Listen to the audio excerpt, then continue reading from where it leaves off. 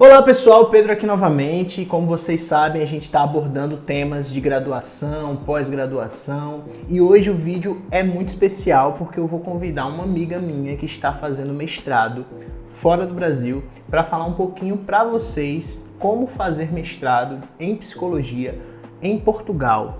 E aí a gente vai bater um papo bem legal hoje e vamos trazer esse conteúdo para vocês, espero que vocês gostem.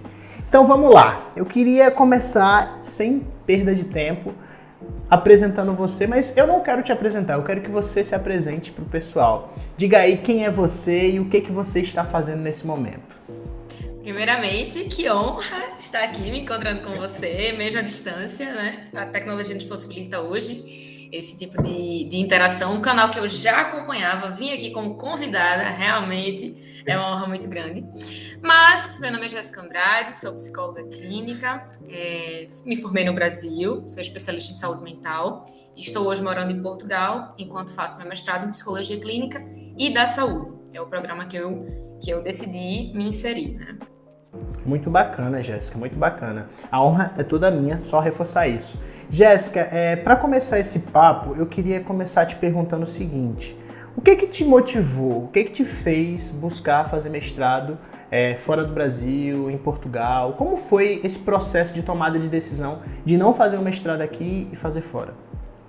Olha, na verdade, eu já tinha interesse, era uma questão mais pessoal, de fazer um intercâmbio para fora novamente. Eu já fui para a Argentina um tempo fazer um projeto com crianças em estado de vulnerabilidade.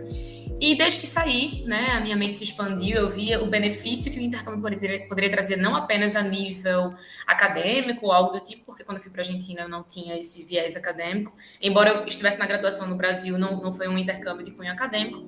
Eu vi o quanto que o mundo era gigante, as oportunidades que a gente tinha, a mente se abrindo, e eu decidi que gostaria de voltar para algum lugar para fazer um outro intercâmbio. Não sabia ainda se era a nível de mestrado, se era a nível acadêmico, mas tinha interesse que fosse a nível acadêmico, mas já sabia que queria ir para morar um tempo, nunca tive desejo de imigrar, mas sabia que queria ir para morar um tempo, porque eu acho que quando a gente faz um intercâmbio, a gente viaja, a gente tem uma experiência, né, como turista, mas enquanto intercambista que mora no local e interagindo com as pessoas, com a cultura, eu acho que isso é muito enriquecedor e a gente consegue ter uma experiência mais aprofundada acerca do que é aquele povo, de como funciona aquela nação.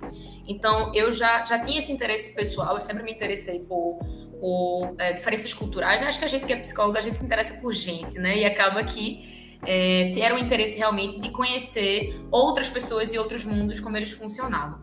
Mas, falando num cunho mais acadêmico, eu não me identificava com a maioria dos programas de mestrado no estado onde eu morava, em Pernambuco, né? Sou de Recife. E isso para mim foi um grande divisor de águas, né? Eu fui estudar alguns mestrados, eu não me identificava com os programas, com as linhas de pesquisa. Acabei tinha a oportunidade de vi os valores, pesquisei valores, vi as que eram públicas, enfim, acabei não me identificando em linhas gerais. E nesse meio tempo acabou surgindo uma oportunidade que eu não esperava, que eu não imaginava, de vir para cá. E aí eu comparei os programas, comparei os valores, e isso para mim foi uma grande motivação, não só por ter me identificado com a linha de pesquisa, mas sobretudo porque o investimento a nível financeiro da única que eu me interessava em Pernambuco era similar com essa daqui. Além de eu ter essa motivação com relação a essa motivação pessoal, né, de sair, mas também entender como é que a psicologia funcionava em outros contextos. Isso para mim também foi muito interessante. Eu acho que esses são os pontos mais relevantes. Muito interessante. E aproveitando que você já falou sobre isso, eu queria que você explicasse um pouco pra gente como é o seu programa e como foi o processo seletivo, como é que você fez para se inscrever, para conseguir realmente participar desse programa de pós-graduação em Portugal. Então, eu não foi bem algo que eu fiz um levantamento mundial, não. Surgiu a oportunidade motivada através de uma professora que estava se mudando para cá, que era minha supervisora no Brasil.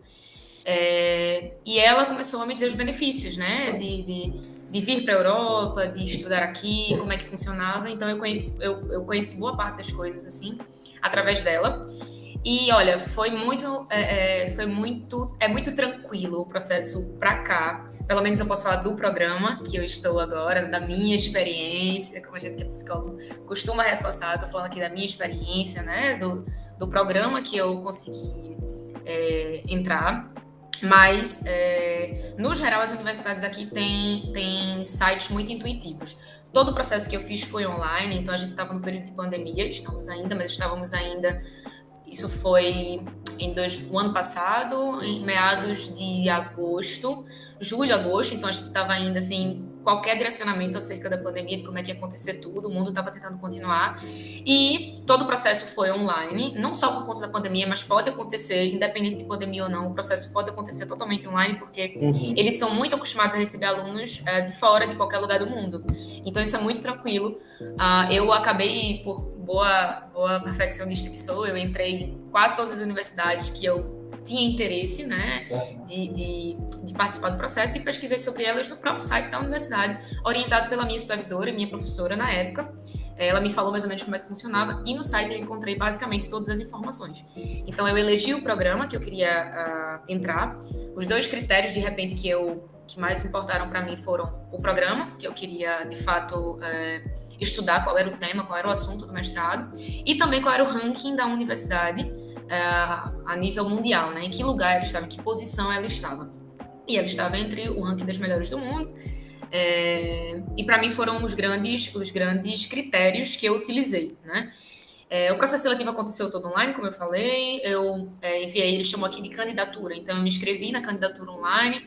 Existe uma taxa para você participar do processo seletivo da entrevista, pelo menos o meu programa eu tive que fazer uma entrevista, tive que apresentar alguns documentos, isso ainda não tem nem a ver com visto, né? Tive que apresentar uns documentos, apresentar algumas notas, apresentar os meus interesses. No meu caso, eu não precisei desenvolver um projeto, como muitas vezes acontece no Brasil, e como eu participei do processo seletivo muito em cima de finalizar, eu fui, acho que a última a me inscrever, a última a fazer a entrevista, a última a fazer o pagamento da candidatura, e recebi a resposta rápida.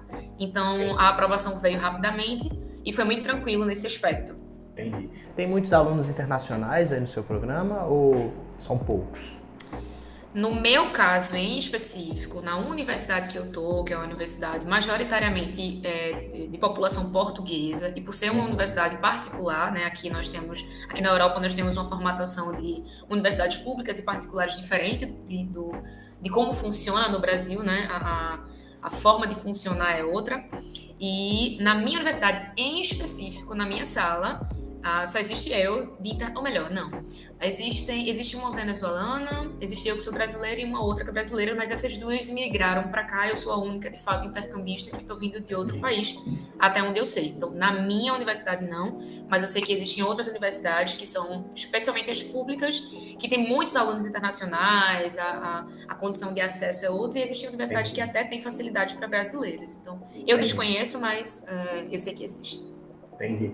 É uma coisa que frequentemente as pessoas perguntam, é questão de planejamento. Quanto tempo uma pessoa que está aqui no Brasil ainda precisa se planejar para se submeter a um programa de pós-graduação na Europa? E em termos de datas, eu acho que o calendário não é exatamente igual, né? Parece que aí o período começa em outros meses. Explica um pouquinho pra gente como é que funciona essa questão de planejamento. Então, aqui a gente tem a chamada férias de verão, né? Inclusive está finalizando segunda-feira, retornam as aulas. Mas, enquanto no Brasil nós temos basicamente um mês e um pouquinho de férias no meio do ano, e um mês e um pouquinho também no final do ano, né? Entre o final do ano e o início do ano. Aqui não é bem dessa forma. Aqui você tem uma grande férias durante o período de verão, né? Cada estação dura 3 meses, o verão dura 3 meses. As férias não chegam a ser 3 meses, mas fica ali 2 meses e um pouquinho, especialmente para quem consegue, como no Brasil também, passar de primeira, nas primeiras avaliações, quem não fica pendente com as recuperações que eles chamam de recurso, e também uma chance final que existe também, que eu não sei muito bem como é que funciona. Mas as férias deles são assim, e no final do ano existe apenas um recesso de Natal, de Ano Novo ali, mas ainda ficam acontecendo aulas e avaliações esporádicas. É assim que acontece na minha universidade e nas outras no geral, mas existem pormenores claramente. No geral, o semestre aqui ele funciona de setembro até dezembro. Tem um recesso do final do ano e voltam às aulas com uma frequência maior, acredito que de fevereiro ou do final de janeiro. Esse período, esse gapzinho, né, de dezembro para janeiro, não é que não está acontecendo nada. Por exemplo, para mim, não acontece em aulas, mas eles marcam, é como se você estivesse de férias, mas acontecem avaliações, então você não está de férias, você tem que estar estudando, disponível para a universidade marcar as avaliações, mas ainda assim é um período um pouco mais leve, mas ainda assim você não está de férias. E aí as aulas retornam de fato em fevereiro, depois de um gapzinho de uma semaninha, alguns dias, volta em fevereiro e finaliza o semestre mais ou menos em julho. Por aí, para você ter julho, agosto disponível, final de junho, mais ou menos, disponível para suas férias de verão. Isso acontece só em Portugal ou é algo mais geral a nível europeu? As outras faculdades da Europa também funcionam assim? Não só a Europa, mas também a América do Norte. A América do Norte funciona tudo assim. Na América do Sul é que a gente funciona de um jeito diferente, porque a gente não tem as temperaturas e as estações bem definidas. É uma questão de onde estão localizados os países mundialmente, né? A Europa está mais em cima, a América está mais em cima e o Brasil está mais embaixo. Então a gente funciona diferente, né? Então acho que seria ideal que a pessoa começasse a se programar já em janeiro, né, fevereiro, para tentar submeter a inscrição, o projeto, se for necessário, em setembro, que seria quando começaria o semestre. Seria isso? Olha, sim. Eu não sou totalmente referência para isso, porque, como eu te disse, eu meio que caí de paraquedas, né? Eu abracei a oportunidade. Eu sabia que também essa época com esse caos mundial, haveria algum benefício no sentido de continuar assistindo online, sem ter a grande despesa de se mudar para a Europa, que a gente sabe que existe sim um investimento financeiro elevado nesse aspecto. Mas, por exemplo, eu tive algumas dificuldades no sentido de o meu visto demorou 4 meses para sair. Ainda que a gente não tivesse num período pandêmico, eu teria grandes dificuldades se a universidade não disponibilizasse aulas online, porque eu ficaria sem acesso às aulas durante 4 meses. Provavelmente eu perderia o semestre, perderia o valor investido na matrícula, na candidatura. Então, assim, eu recomendo que comece mais ou menos ali, pelo menos em maio, mais ou menos ali em maio, a observar já as candidaturas para você conseguir se candidatar para setembro. Porque aí, especialmente para um aluno internacional, além do processo de candidatura, você precisa passar pela avaliação do visto. E nem sempre o seu visto ele é ou aprovado de primeira, de estudante é mais fácil, porque você tem toda a documentação. Mas nem sempre você consegue ter a facilidade de enviar seus documentos e eles estarem deferidos de uma vez só. Às vezes eles ficam continuando pedindo documentos para você comprovar algumas questões antes de você conseguir vir como intercambista no que diz respeito a Portugal. Então, assim, eu recomendava, quanto mais cedo no ano, melhor. Mas, assim, às vezes, se você vem em janeiro, a candidatura não vai estar aberta. Então, eu acredito que boa parte começa a abrir ali em maio, que tem a primeira chamada, tem a segunda e algumas tem até a terceira. Então, quanto mais cedo você organizar isso, você fizer a entrevista, você conseguir organizar toda a sua estrutura, você se organizar financeiramente, você consegue ser aprovado e dar entrada no visto para em setembro você já está disponível para viajar no período normal, digamos assim, que o mundo esteja funcionando normalmente, você consegue viajar tranquilamente e se organizar melhor. Você fala sobre planejamento financeiro, eu acho muito importante. Eu acho que não dá para saber exatamente quanto é que custa fazer, porque vai variar muito de instituição para instituição e de país para país também, né? Mas você saberia dizer se existem bolsas de estudo para aluno internacional, que pagasse integralmente ou pelo menos ajudasse a custear os valores que o aluno do Brasil teria que desembolsar para estudar na Europa? Você já ouviu falar em algum projeto ou instituição? A sua faculdade promove isso? Conta pra gente.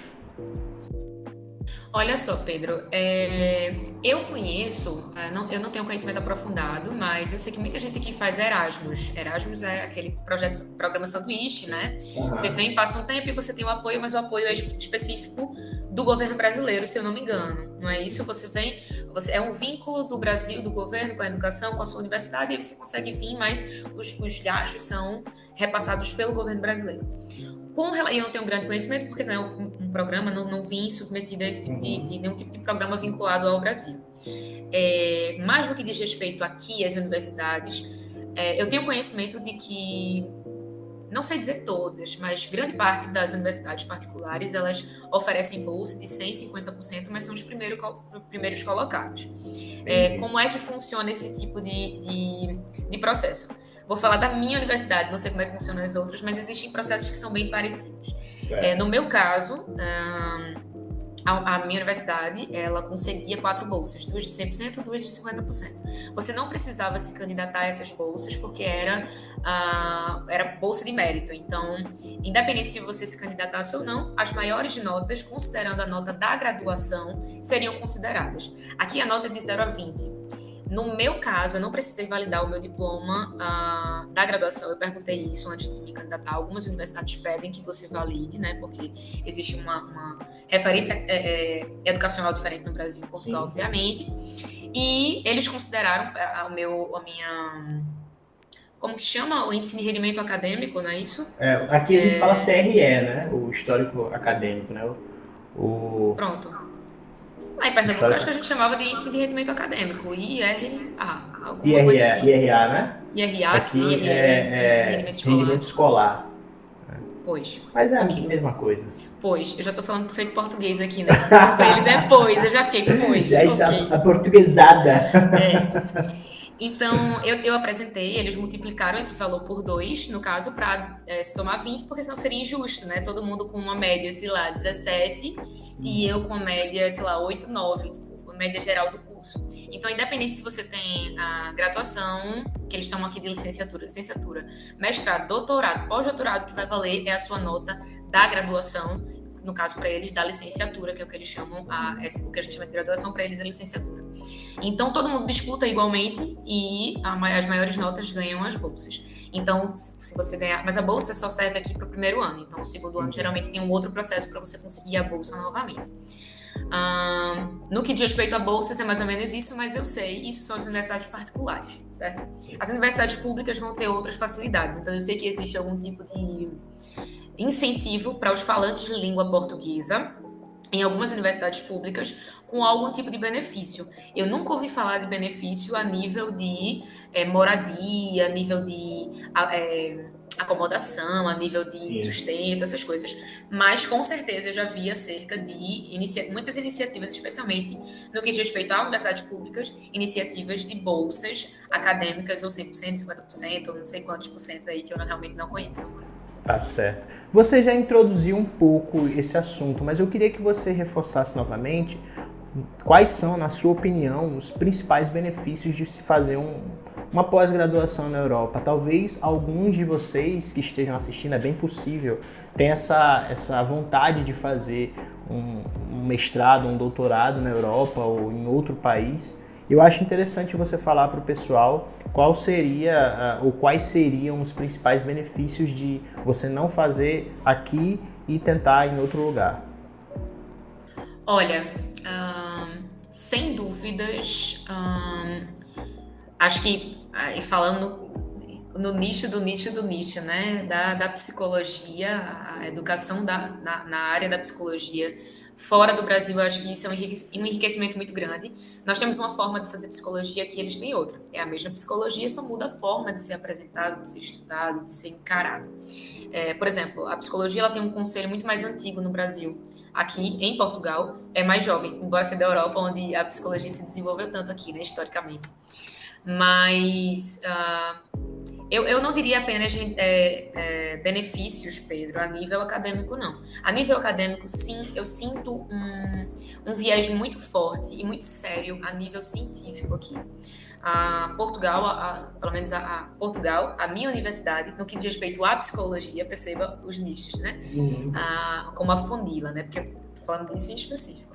Sim. No que diz respeito à psicologia na minha universidade aqui em Portugal, eles levam muito a sério o viés científico e uma psicologia por evidências, certo? Não estou falando que o Brasil não faz isso, mas falando da diferença aqui, eles levam muito a sério. Então, você entra na sala de aula para fazer ciência. Precisa ter estudo randômico e randomizado, precisa ter todo tipo de aparato científico para poder ser trazido para a sala de aula. Então, aqui eles têm esse viés muito mais científico, acadêmico nesse sentido, e eles evitam um pouco, e bem, essa é a minha percepção, não sei se é a percepção de todas as outras pessoas, mas eu percebo que existe uma diferença a nível de subjetividade.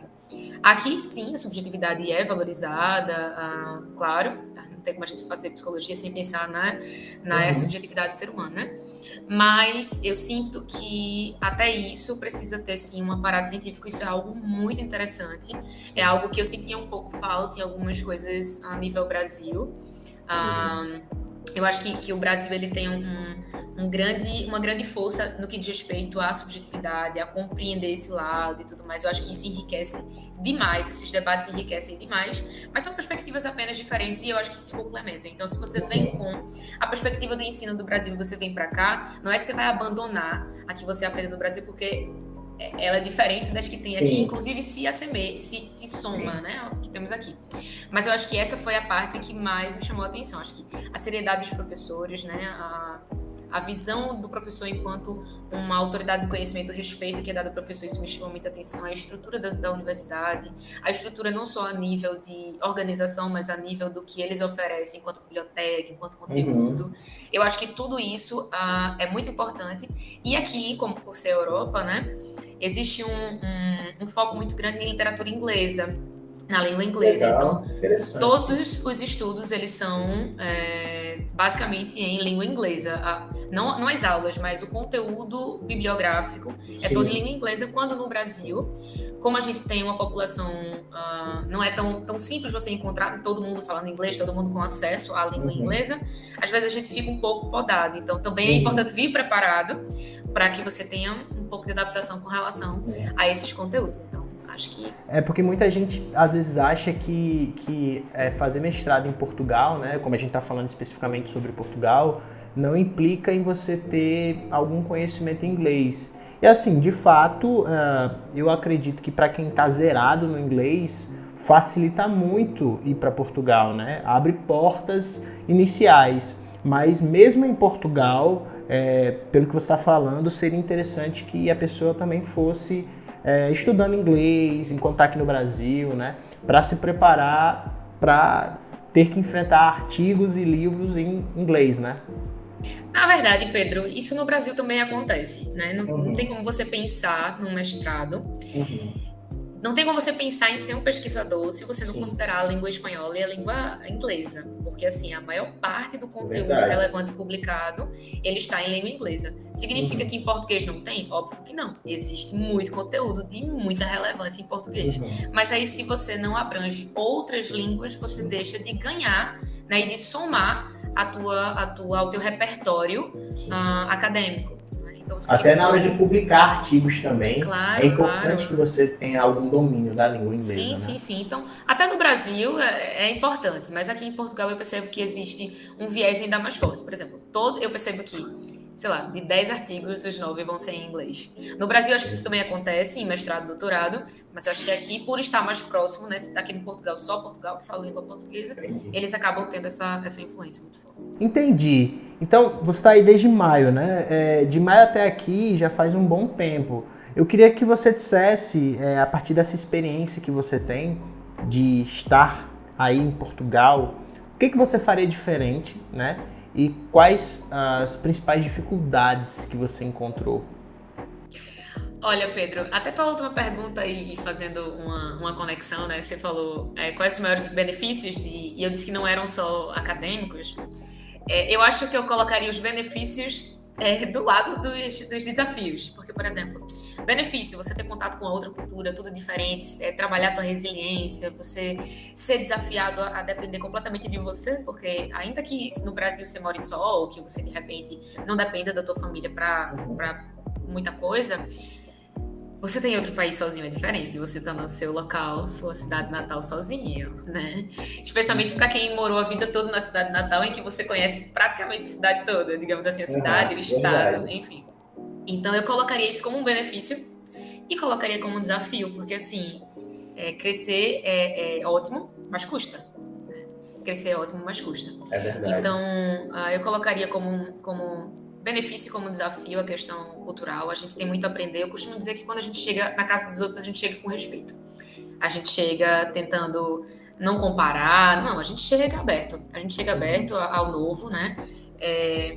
Eu acho que, para mim, o fato de estar numa universidade com basicamente eu apenas como intercambista, que não é imigrante, tem sido um desafio, porque muitos alunos vieram da licenciatura juntos, estão no mestrado juntos, e é difícil você integrar uma pessoa que é uma pessoa só, né, que é nova. Então o português é diferente nos trabalhos, precisa ser adaptado à linguagem.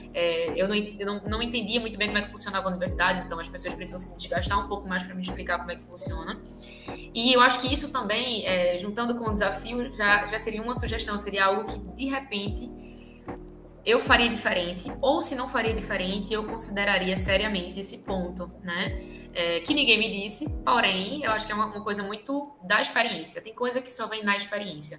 Eu tive algumas orientações de algumas pessoas, essa professora, inclusive, me ajudou bastante em todo o processo, me orientou bastante durante todo o processo, mas ainda assim tem coisas que são da ordem da experiência. E, de repente, eu teria investido em uma universidade com mais intercambistas, porque quando está todo mundo, ninguém sabe muito bem como é que funciona, então todo mundo tem que explicar para todo mundo como é que é, não é? É diferente quando você chega no ambiente que você é a única pessoa nova. Quem já esteve nessa situação sabe muito bem o que eu estou falando. Então você ainda tem uma cultura para se adaptar. É o mesmo idioma, mas inicialmente o ouvido estranha. Né? Eu que sei falar espanhol, para mim parecia que era meio que um espanhol, um acento meio espanholado que eles tinham. E eu às vezes queria responder em espanhol, mas eu dizia, não, mas é só o acento que parece, mas a língua ainda é portuguesa. Enfim, existem expressões que dificultam, né? Então, para pegar as aulas inicialmente foi um desafio. O desafio, a depender da vida que você tem no Brasil, o desafio de você estar sozinho, de você se virar sozinho, as burocracias, a gente tem muita burocracia aqui, as formas de se resolver uma burocracia aqui é completamente do Brasil. Aqui eles têm um sistema muito de, por exemplo, SMS, tratar por e-mail, tratar por telefone. Então, tem coisa que, não, espere SMS chegar. E a gente no Brasil, a gente nem usa mais SMS, não existe mais, né? É verdade. Então, existem esses desafios, assim. Entendi. Jéssica, muito bom, assim, eu aprendi demais com você hoje. Eu acredito que você que está nos assistindo pelo YouTube também aprendeu muito. Eu queria te agradecer novamente por ter se disposto, né, a falar a sua experiência, a contar um pouco pra gente como é que tá sendo aí. Eu acredito que é um tema que muitas pessoas têm interesse, né? Muitas pessoas pensam em fazer um intercâmbio ou pensam em fazer uma pós-graduação fora, seja da psicologia ou não. E eu acredito que essas informações que você concedeu, compartilhou com a gente, vão ser informações realmente muito preciosas para muitas pessoas. Mais uma vez, muito obrigado. É uma honra imensa estar recebendo você aqui no canal para falar um pouco sobre isso. E, gente, se você gostou, eu acho que não tem como não ter gostado desse conteúdo, né? Deixe aqui o seu like e se inscreve no canal também, porque a gente vai continuar falando sobre graduação, pós-graduação, desafios, enfim, temas em relação a isso que até para quem não é da psicologia pode ser beneficiado também. Você tem algo a dizer para a gente encerrar o nosso vídeo de hoje? Primeiramente, agradecer a você, Pedro, por se importar tanto, né, com esses temas acerca da psicologia, por querer sempre levar informação para as pessoas. Isso, assim, é muito precioso. Queria ter um canal feito seu, logo quando eu comecei psicologia, para aprender bastante. Mas dizer também para o seu público, né, que, assim, é possível. É possível. Claro que exige um esforço, né? Eu costumo dizer que tudo na vida dói. Ficar na zona de conforto dói, sair da zona de conforto dói. Escolhe a tua dor, aponta e rema, né? Então, queria dizer que é possível para quem tem interesse, inclusive, da mesma forma que você se disponibiliza a ajudar e levar informação, eu também me disponibilizo. Se alguém tiver dúvidas maiores, quiser tirar, pode falar comigo através da rede social, pode tirar dúvidas. No que eu puder ser útil, né, eu fico realmente disponível. E que é possível se organizando, estudando as possibilidades, avaliando. Olha, é possível, dá para chegar lá, sabe? É apontar, remar e dar o melhor. E eu acho que é ótimo, Jéssica. Muito bom. A gente vai deixar o contato da Jéssica, o Instagram dela, para você poder também segui-la, acompanhá-la nas redes sociais e bater um papo com ela. E você também pode deixar seus comentários aqui que a gente vai tentar responder, tá bom? Um grande abraço, Jéssica. Obrigada, valeu, Pedro. pessoal, e até semana que vem. Tchauzinho.